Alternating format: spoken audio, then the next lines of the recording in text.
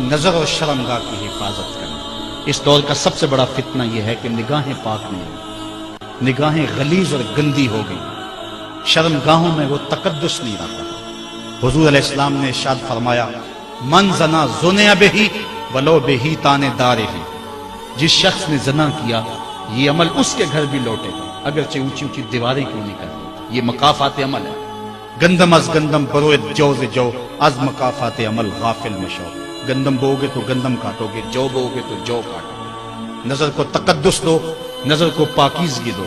حضرت لقمان حکیم کہتے ہیں کہ میں کئی نبیوں سے ملا ہوں، کئی نبیوں سے ملاقات کی ہے، اور میں ان سے 2 4 باتیں جمع کی ہیں، اور ان ساری باتوں کو میں نے جمع کر کے 100 باتیں جمع کی ہیں، اور ان کا پھر میں نے خلاصہ تیار کیا ہے۔ ان میں 8 باتیں الگ کی ہیں۔ ان 8 باتوں میں ایک بات یہ ہے جب کسی کے گھر جاؤ تو نظر کو حفاظت میں رکھو۔ جس شخص کے مہمان بنو، جس کے گھر جاؤ، تمہاری نظر نہ بھٹکنے پائے۔ نظر اگر غیر محرم کو شہوت سے دیکھتی ہے، حدیث میں آتا ہے کل قیامت کے دن جہنم کی آگ سے بھر دی جائے، وہ سخت رسوا ہوگا۔ آج میڈیا کی آوارگی اور انٹرنیٹ پہ جو کچھ ہو رہا ہے، ٹیلی ویژن اور سینما جو بدتمیزی پھیلا رہے ہیں، اور موبائل پیکج جس طرح بے حیائی کے جو ہے وہ کیفیات پیدا کر رہی ہیں اور بے حیائی کو فروغ ہو رہا ہے، ہم اس کے خلاف پوری قوت کے ساتھ بند باندھیں۔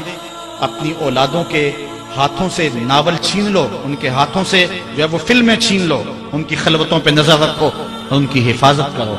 جس شخص کی نظر پاک نہیں ہے اس کے من میں طہارت نہیں آ سکتی، دل پاک نہیں ہے اس کو جو ہے وہ باطن کا نور نصیب نہیں ہو سکتا۔ وائے قوم کشتائے تدبیر غیر، کارے او تخریب خود تعمیر غیر، از حیا بیگانہ پیرانے کہن، نوجوانہ چوں زنا مشغول تن۔ کتنی حکمت والی بات کہی اقبال نے۔ وہ اپنے دور کا دکھڑا سناتا ہے، جس دور سے ہم گزر رہے ہیں اب تو عجیب حال ہو گیا۔ اقبال کہتا ہے یہ جو میرا دور ہے، جوان تو جوان رہے، بوڑھوں کی نظروں میں حیا نہیں، از حیا بیگانہ پیرانے کہن۔ بوڑھے لوگوں کی آنکھوں میں بھی اقبال کہتا ہے حیا نہیں رہا۔ نوجوانہ چوں زنا مشغول تن، اور نوجوان عورتوں کی طرح اپنے تن کے ساتھ لگے ہوئے ہیں، اپنے تن کو سنوارنے میں ہر وقت کنگھی پٹی میں لگے ہوئے ہیں۔ یہ مردوں کا کام نہیں ہوتا، یہ دلیروں اور بہادروں کا کام نہیں ہوتا، یہ عورتوں کے وظیفے ہیں۔ در دل شاں آرزوہا بے ثبات، مردہ زائن از بطون امہات۔ ان کے دلوں میں آرزویں کوئی اور ہی ہیں اور ماؤں کے پیٹوں سے مردہ جنم لے رہے ہیں۔ دخترانے او بزلف خود اسیر، شوخ چشموں خود نماؤ خود دگیر۔ اور قوم کی بیٹیاں اپنی زلف کی خود قیدی ہو چکی ہیں اور ہر وقت جو ہے وہ اپنے آپ کو آئینے میں دیکھتی رہتی ہیں۔ ساختہ پرداختہ دل باختہ، ابروان مثل دو تیغے آختہ۔ وہ جو گھر کی رونق تھی، جو آبرو اور حیا کا دوسرا نام تھا، آج وہ دل پھینک قسم کی ہو گئی ہے۔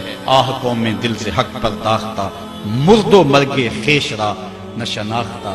اقبال کہتا ہے ہائے قوم کہ جو مر گئی اور اسے ابھی تک پتہ ہی نہیں چلا کہ میں مر چکی ہوں اور جینے کا سامان نہیں کرتی۔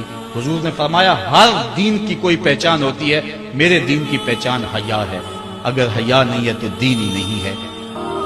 حضور نے فرمایا اللہ اس شخص کے چہرے کو تر و تازہ رکھے جس نے میرے سے کوئی حدیث سنی، پھر جیسے سنی اس کو ویسے آگے پہنچا دیا۔